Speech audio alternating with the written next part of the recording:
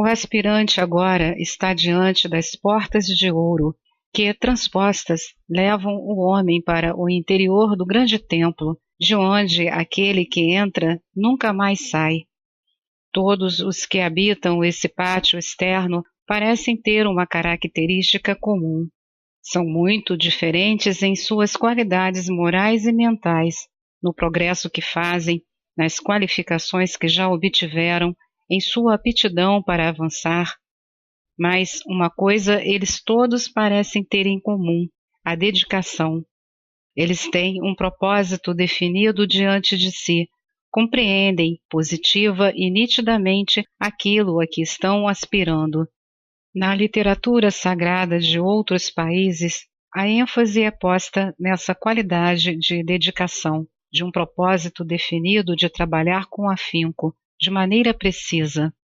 Em alguns dos livros antigos pertencentes às crenças hindus, a negligência é apontada como uma das faltas mais perigosas.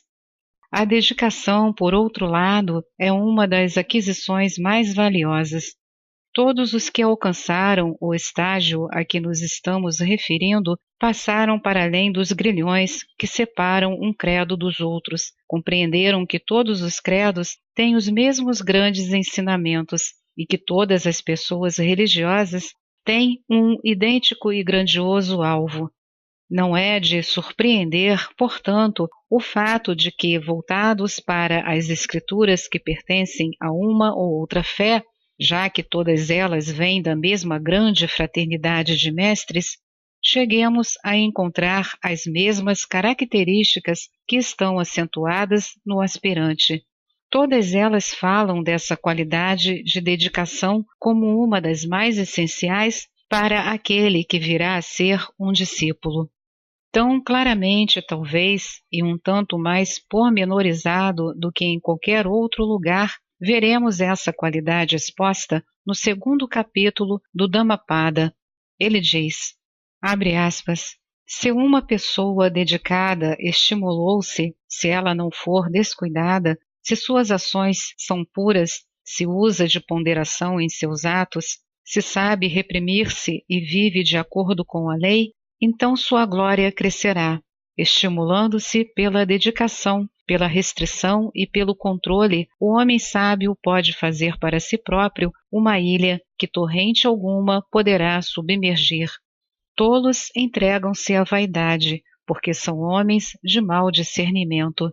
O sábio mantém a dedicação como sua joia preciosa. Não segue a vaidade, nem os gozos do amor e da luxúria. O que é dedicado e meditativo obtém júbilo ilimitado.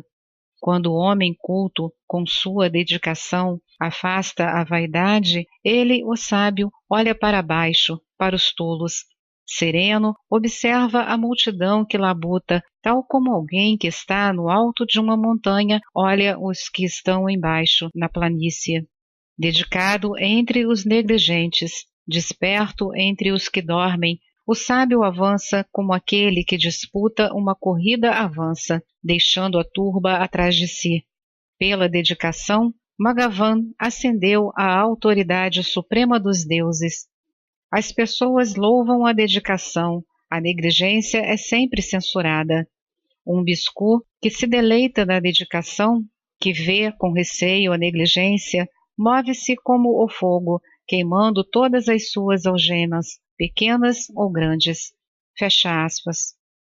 Olhando para trás, para todo o trabalho que estivemos descrevendo, podemos ver como essa qualidade de dedicação está subjacente em toda a purificação da natureza, no controle dos pensamentos, na formação do caráter, na transmutação das qualidades inferiores em superiores. Todo esse trabalho pressupõe a natureza dedicada que reconheceu seu objetivo e está determinadamente buscando alcançar a sua meta. Essa característica apresenta-se de forma bastante enfática a aqueles cujos olhos estão abertos. O caráter de uma pessoa pode ser claramente lido na chamada aura que a circunda. Nos seus primeiros e pretéritos dias, a alma era uma coisa das mais indefinidas. Foi comparada a uma espécie de espiral de névoa sem contorno aparente, sem limite marcado com nitidez. Agora, à proporção que a alma progride, essa espiral de névoa assume uma forma cada vez mais definida e a aura da pessoa toma, por sua vez, um feitio correspondente, mais nítido, mais e mais definido. Ao invés de extinguir-se vagamente, apagando-se no nada, apresentará contorno claro e preciso, contorno esse que se fará tanto mais nítido quanto mais a individualidade se afirmar. Então, se estivermos observando as pessoas no pátio externo, elas terão suas auras bem definidas. Não só demonstrarão qualidades bem marcadas, mas essas qualidades ficarão claramente assinaladas exteriormente. E essa nitidez da aura é o sinal do caráter definitivo que a alma individual está assumindo. Essa condição da alma é algo que se destaca à proporção que ela se adianta. A posição da alma não lhe é dada como favor arbitrário por parte de alguém, não vem de nenhum tipo de sorte, nem depende de qualquer espécie de circunstância. É uma condição clara e definida, demonstrando qualidades positivamente obtidas, poderes ganhos. Isso é visível a qualquer observador que tenha desenvolvido em si mesmo a possibilidade de visão para além daquela que concerne apenas às coisas materiais. Enquanto os aspirantes estiverem no centro externo, as iniciações são as da vida. Não são as claras e exatas iniciações que vêm mais tarde, a primeira das quais chega quando se transpõe as portas de ouro. São as constantes iniciações que aparecem no caminho do candidato enquanto ele faz sua passagem pela vida cotidiana. Em sentido muito real, a vida, nesse ponto, pode ser chamada a grande iniciadora.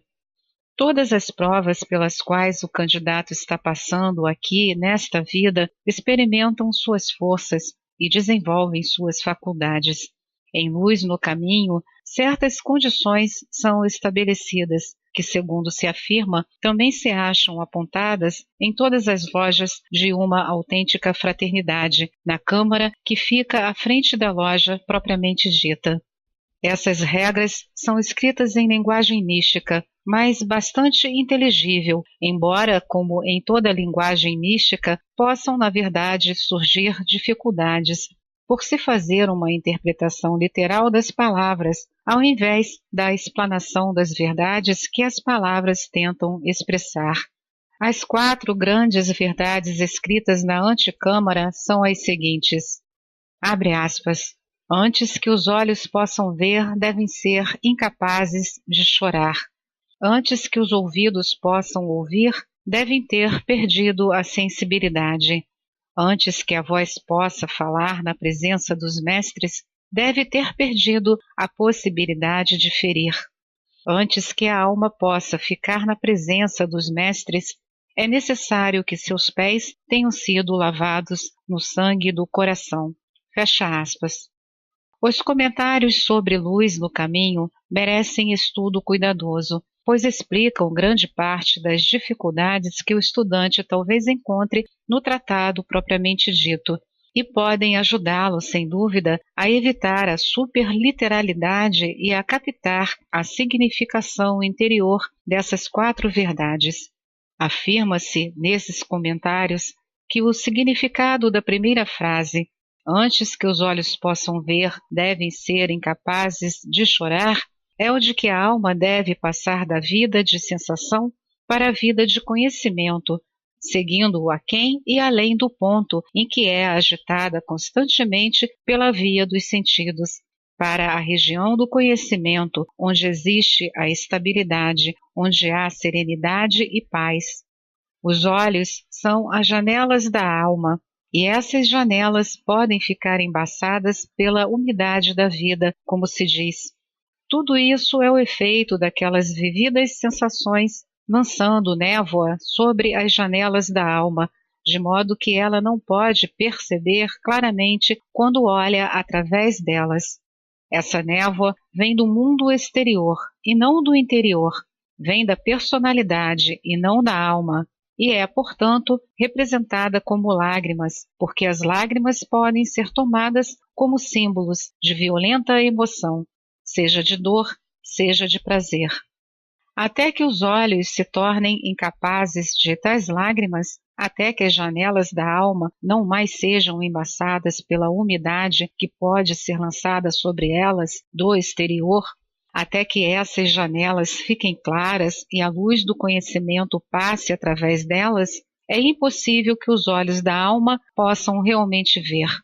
O discípulo não perderá sua sensibilidade, porque está dito que ele sofrerá ou se deleitará mais intensamente do que os outros homens.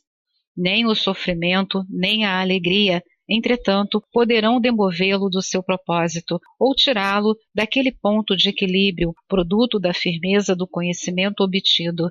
Esse conhecimento é a compreensão do permanente, portanto, a impossibilidade para o transitório e o irreal de lançar qualquer véu decisivo sobre a visão da alma. Esta é mais uma edição do canal Livros Falados Voz Humana. Que o bem, o bom e o belo se multipliquem em benefício das criaturas.